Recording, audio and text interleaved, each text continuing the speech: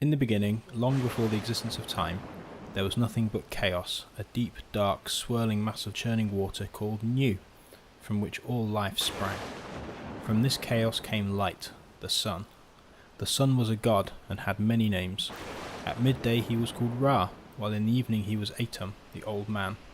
He had a single blazing eye which roamed the universe, seeing everything that happened. The sun god was alone in the world. He grew lonely and joined with his shadow to produce a son and daughter. The son he named Shu, god of the air, and the daughter he named Tefnut, goddess of rain, mist and moisture. These two children were given the task of ordering the chaos. They started by separating light from darkness, but in the process they got lost in Nu. The sun god sent out his eye to search for them and eventually found them in the watery chaos. When they returned safely, the sun god wept tears of joy. These poured upon the earth and mankind spread up from where they fell. The sun and his children then decided to make another eye, which became the moon.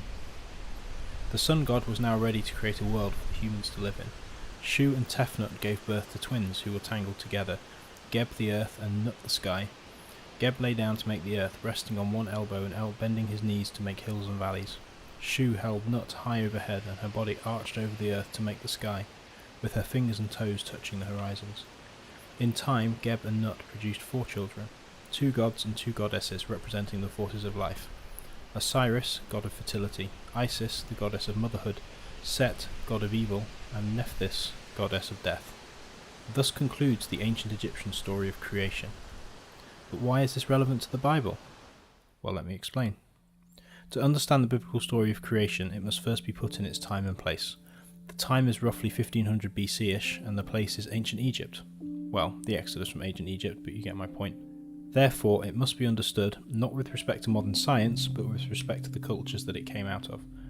This does not appear to be how the majority of people view it, however. Most appear to see it as a literal, or at least historical, description of the creation of the world, with a number of different views. Biologos has a pretty good summary of all of these different views. Let's begin by actually reading the story, since it isn't all that long. Feel free to skip this part if you already know it. In the beginning, God created the heavens and the earth. Now the earth was formless and empty. Darkness was over the surface of the deep, and the Spirit of God was hovering over the waters. And God said, "Let there be light," and there was light. God saw that the light was good, and he separated the light from the darkness.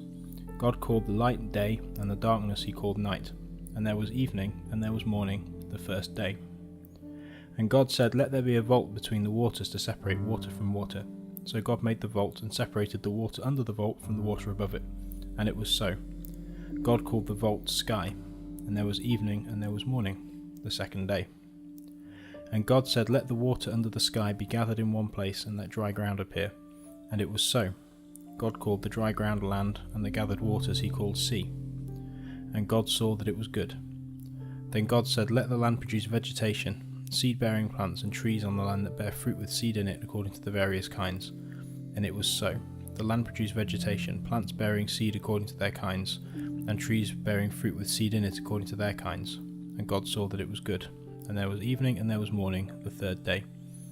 And God said, "Let there be lights in the vault of the sky to separate the day from the night, and let them serve as signs to mark sacred times and days and years, and let them be lights in the vault of the sky to give light on the earth." And it was so. God made 2 great lights, the greater light to govern the day and the lesser light to govern the night. He also made the stars. God set them in the vault of the sky to give light to the earth, to govern the day and the night, and to separate light from darkness. And God saw that it was good. And there was evening and there was morning, the 4th day. And God said, "Let the water teem with living creatures, and let birds fly above the earth across the vault of the sky." So God created the great creatures of the sea and every living thing with which the water teems and that moves about in it, according to their kinds, and every winged bird according to its kind. And God saw that it was good. God blessed them and said, "Be fruitful and increase in number, and fill the earth and the water in the seas, and let the birds increase on the earth." And there was evening and there was morning, the 5th day. And God said, "Let the land produce living creatures according to their kinds, the livestock, the creatures that move along the ground, and the wild animals, each according to its kind." And it was so.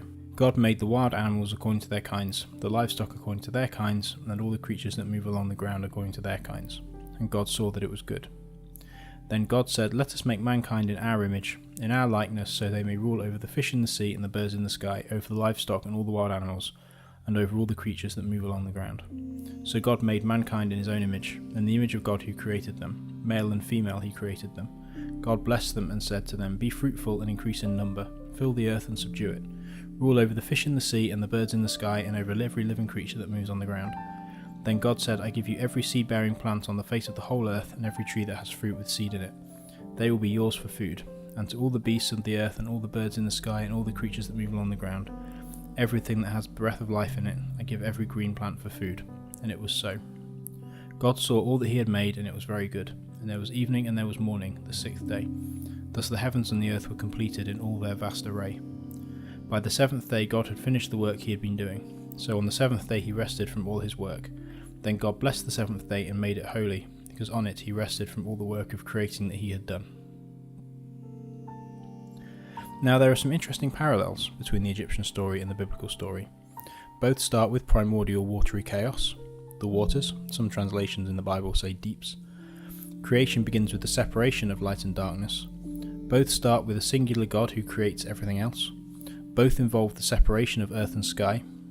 Both have creation populated with life and humans. There are strong cosmological similarities between the two stories, but the differences are more interesting. In the Egyptian myth, the primordial chaos comes first. In the Bible story, God comes first.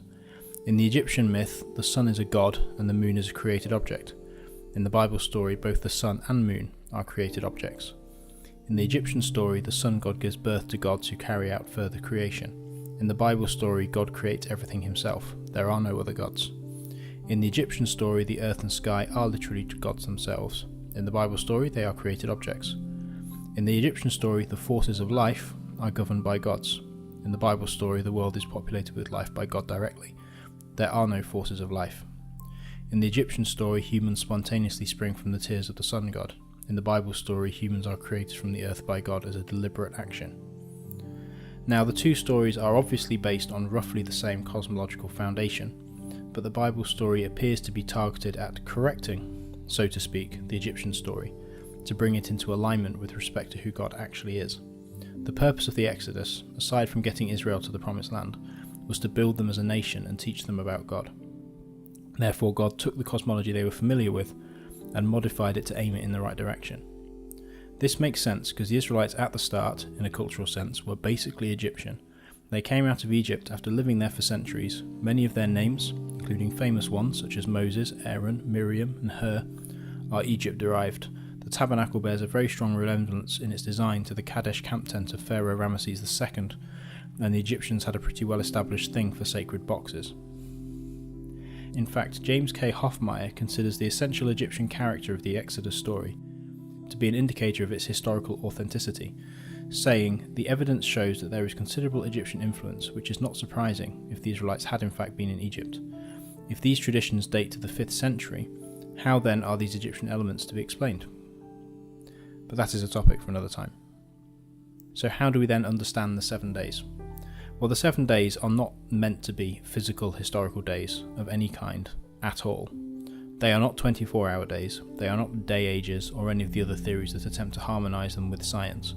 We are talking about literary days, which represent a framing device for the story. They can be put into two groups of 3, with the additional 7th day to complete the set. Group 1 contains days 1 to 3, in which God creates environments. Day 1, God creates and separates light and darkness, calling the light day and the darkness night. Day 2, God separates sea and sky. Day 3, God separates sea and land. In Group 2, God then populates the environments that he created in the first 3 days. So Day 4 corresponds to Day 1. God created the sun to rule the sky and the moon and the stars to rule the night. Day 5 corresponds to Day 2. God populates the sky with birds and the sea with fish. And Day 6 corresponds to Day 3. God populates the lands with creatures, and finally humanity. This means that if we take them chronologically, the order of days in fact goes 1, 4, 2, 5, 3, 6, 7. Day 7 has God resting, indicating that the completion of creation and the commencement of history. This does not imply that God has stopped acting, but that the primary work of world building is done. This idea is supported by other parts of the Bible. The book of Hebrews indicates that Day 7 is still ongoing, and the book of Revelation, specifically chapter 21, contains a reference to a new creation, essentially a Day 8, if you like. In Christian theology, the idea that the Genesis account is meant to be a literal scientific account is also pretty recent, while the idea that it isn't is very old. Again, from Biologos, St. Augustine of Hippo in the 400s AD believed that it was written to suit the understanding of the people at the time. It was written in a simple fashion so that more people could understand it, and that God created the world with the capacity to develop on its own. Moving on a bit, Thomas Aquinas in the 1200s, God created potentialities. The original creation did not have things in a finished state, and this was the idea of things sprung up from the ground, which I will get to in a future video. And then John Wesley in the 1700s AD believed that it was written to be suitable for the audience and to encourage further investigation. It was also written primarily to lead people to God, not to satisfy their scientific curiosity. Now, why would God not just give a scientifically correct account? Why limit himself to the objectives discussed? Well, leaving aside the obvious issue of intelligibility that we discussed in the last video, God has already created each one of us with a biological supercomputer between our ears. We therefore already have all the tools we need to learn about the world on our own. Science is our job. The other point, which came up in the biblical slavery video that I made, as well as the two about the Irenaean theodicy, is that the very nature of creation makes it hard for God to intervene too strongly without completely compromising his own objectives. God giving the Israelites a scientifically accurate account of creation would also require him to give them the necessary cultural and educational upgrades to comprehend and make use of it. If he does that, then he has effectively destroyed and overridden their identity. They are not themselves anymore, they are merely puppets. God essentially is constrained by something like a divine prime directive. So to sum up, I've presented the idea that studying the Genesis account as a scientific story is to look at it the wrong way. The story was originally written in the context of the development of a national identity when coming out of Egypt. It should therefore be primarily understood as a response to the Egyptian creation myth the Israelites would have been familiar with. The two stories have reasonably close synergy in terms of their overall cosmology, but the Israelite version places the focus primarily on Yahweh. The point then is not to give the Israelites science, since God already gave them brains for that, but to redirect their existing beliefs towards him.